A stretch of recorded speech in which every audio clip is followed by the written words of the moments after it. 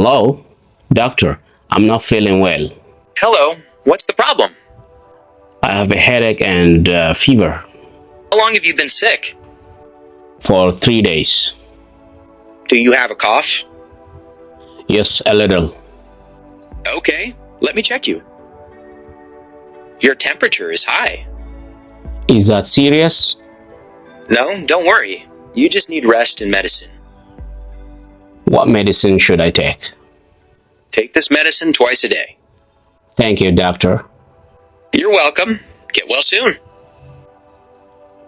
Alright, barumsi keenya kan arraa kun immoo maal irratti xiyyeeffata akkuma agartan waa'ee dhibamaa fi doktoraatii wal qabataa jechuudha. Yeroo hospitaala deenu yookiin kilinika wayii deenu akkamitti wallaansa argannaa kan jedhu irratti xiyyeeffata. So afaan hin beekne wallaansa argachuu hin dandeenye jechuudha. Biyya afaan san dubbatutti. Okay. Wantoota hamma asiin wantoota yookiin immoo conversation amma waliin ilaale kan akka fakkaatu muraasa takka yoo hin beekne okay dhibee keenya simachuu hin dandeenyu akkasuma dawaallee argachuu hin dandeenyu jechuudha. So waliin gabbuunee kan ilaallu ta'a hanga xumura viidiyoo kanatti dhufaan turaadha. Jalqaba irratti maal jenne amma ani akka patientii yookiin immoo nama dhukkubsateettiin dhufa jechuudha. Hospitaalaan jira. Imagine yaadaan achi jirra jechuudha. Okay, doktoratti ol seennee jira. Doktorri taa'u jira. Okay, sanbooda hello jettaani doktoraan. Hello doctor. I'm not feeling well. Akkasii dhukkubu itti himta. Na dhukkubaa jira yookiin immoo haalli kiyya sirrii hin jiru, natti tolaa hin jiru, karaa adda addaatiin himuu fi dandeessa jechuudha. I'm not feeling well jennaan gahaadha jechuudha. Miirri gaariin natti dhagaamaa hin jiru. Okay, na dhukkubaa jechuudha gara biraatiin. Okay, sanbooda doktorri maal nu jechuu danda'a? Inni hello nun jedha sanbooda what is the problem? Maali rakkoon maali dhibeen kee? Siin jechuu isaati jechuudha. Akkas jechuu danda'a jechuudha doktorri tokko yeroo akkasi dhukkubu itti himte. Sanbooda maaltu itti aana? Atiitu haasawaa deebisaa mire. Maal jettaani? I have a headache. Okay, akkuma agartan I have a headache and fever. Asirratti jechoota kanneen akkaataa itti jedhamu sirriitti adda baasaadha. Asirratti headache osoo hin taane headache jennaani dogoggora baay'ee waan hin arguuf jechuudha. Kanarratti immoo fever jedhanii namni hedduun fever osoo hin taane fever jedhame fever jennaani. So asirrattis ni gabaabsine yeroo hedduudha. I have hin jennu have a headache. Okay, maal jenna? I have a headache and daatanas and jennee a fever. Okay, walirratti yeroo jennu I have a headache and fever. Maal jennee? I have a headache and fever. Akkas jennee jechuudha.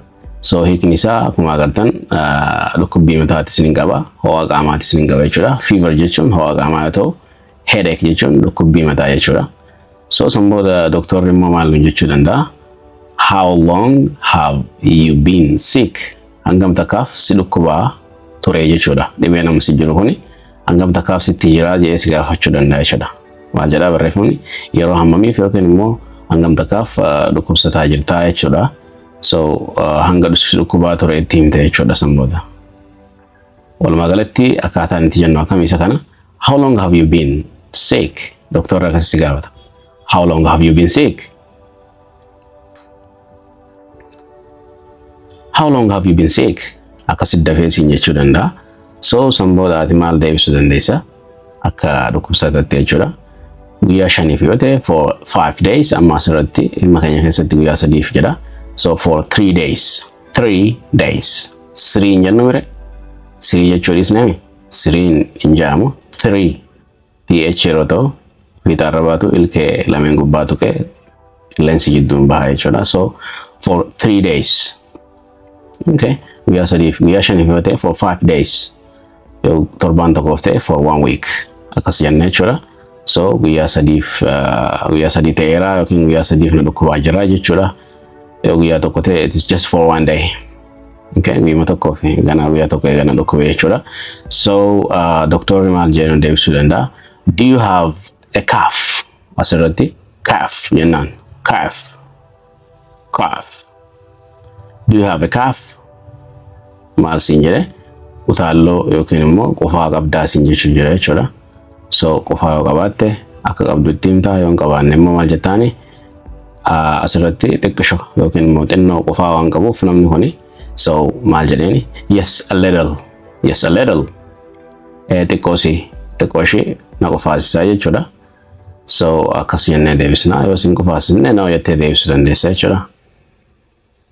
Sanbooda doktorri okay let me check you sin jedha. Let me check you yoo sin jedhutti wanta gurra kaa'amu saniin akkasuma wantoota beezikii taheen si lallaaluu eegala jechuudha. Onnirra si oofuudhaan hafuura ol baafadhu hafuura dheeraa sin jechuudhaan check si godhuu eegala jechuudha. Arraba kee gadi baasisin jechuu mala. So dhiiga kee ilaaluu danda'a. So wantoota kanneen beezikii eega godhee akkasuma yoo wanti kee kanarratti hin argamne dhiigaa fi wantoota biraa akka kannitu si gaafata jechuudha. Akkasitti kan steppiin deemamu jechuudha. Okay. Sanbooda doktorri erga silaalee booda your temperature is high. Maal jennee kana? Temperature jenna. Temperature jedhame. So your temperature is high sin jedha. Waan ni silaalee jira jechuudha. Gartee temperature yookiin immoo ho'a qaama keetiis waan silaaleef so ol ka'ee jira jechuudha. Ho'i qaama keetii ol ka'aadhaa sin jedha jechuudha. Okay, waan biraa amma yeroo kanatti ati rifatu malta. So yeroo kanatti rifatu malta ho'i qaama keetii ol ka'aadha sin jedhan. So doktora irraa yoo dhageesse is that serious doctor? Is that serious? Hamaadha jechuun asirratti dhuguma hara waan biraa ta'uu danda'a yookiin akka dhibeen sun sodaachisaadha jechuudhaati asirratti. Is that serious? Is it serious? Sagalee ol kaastee rifattee jechuudha. Is it serious? Doktorri immoo maal sin jechuu mala akka sin rifachiisisnetti jechuudha. Lakkii sin jechuu danda'a jechuudha. Maaliif yeroo hedduu doktoroonni nama rifachiisanii akka namni jajjabaatu waan nama godhaniif. No sin jedhe. No, don't worry. Yaaddayin sin jedhe sanbooda you just need rest and medicine. You just need wanni si barbaachisu maali? Rest and medicine. Rest jechuun boqonnaa yoo ta'u medicine dawaa si barbaachisa. So kanuma sin jedhe jechuudha. Eegni isaa lakkii yaaddayin jechuudha. Don't worry. So you just need boqonnaa fi qoricha qofa. Justiin asitti akka qofa ta'ee agarsiiste jechuudha. You just need rest and medicine. So boqonnaa fi qoricha qofa si barbaachisaa jechuu jira jechuudha nama kanaani. Okay, sanbooda patientiin yookiin immoo dhukkubsataan what medicine should I take? Maal jenne? What medicine should I take? Ogaadha jechuudha akkasi. So dafnee yeroo jennu what medicine should I take? Dawaa yookiin immoo qoricha akkamiin fudhachuu qaba jettee doktora gaafachuu dandeessa jechuudha. What medicine should I take? What medicine should I take? Akkasitti deddeebisaa jedhaadha. Sanbooddee doktorri dawaa sikkannuudhaan okay dawaan kana siin jedhee sikkannaa yookiin immoo faarmaasitti si erga. So yoo harkatti si kanne akkana siin jedha. Take this medicine twice a day. Maal jedhee? Take this medicine twice a day. Dawaa kana guyyatti yeroo lama fudhadhu. Take this medicine dawaa kana fudhadhu twice yeroo lama a day guyyatti jechuudha. So eekni isaas kanuma akkuma agartan kana. So ati akka dhukkubsatatti doktoricha galatoomfachuu qabda. Thank you doctor. Galatoomi doktora. Akkasitti galatoomfachuu danda'u qabda jechuudha. Sanbooda doktortichi maal siin jedha? You're welcome. Get well soon. Humaa miti siin jechuu danda'a yookiin akka afaan keenyatti humaa miti siin jedha jechuudha. Akkas jettee deebistaafi. So you're welcome. You're very welcome jechuus ni danda'ama. So sanbooda doktorticha haasoo isaatti fufuudhaan get well soon. Maal jechuudha? Dafii fayyi. Dhalotti rabbi si haa fayyisu. Waliin jennu sana jechuudha akka aadaa teenyatti. Rabbi si haa fayyisu. Saffisaa rabbi si haa fayyisu waan akkasii jedhamame akka afaan keenyatti. So ingiliffaan immoo get well soon. Dafii fayyi. Dhalotti fayyi.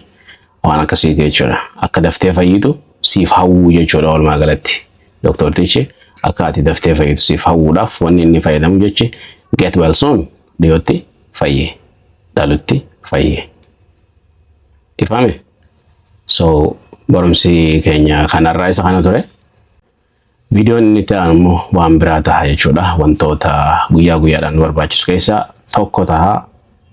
So viidiyoon kun yoo isinitti tole Ingiliffaan barsiisettanii yookaan yaaddan ta'e viidiyoo kana akka deebinee kan biraatis daleenu laayikii heddumeessaa tuqaadha. Akkasuma nama biraatiifis sheer godhaadha. Yoo haarawaa taatan immoo subscribe gochuun dagatinaadha. Viidiyoo itti aanuun barumsa biraatiin hanga walitti deebinutti yeroo gaarii isiniif haa ta'u. Have a great time. Bye bye for now.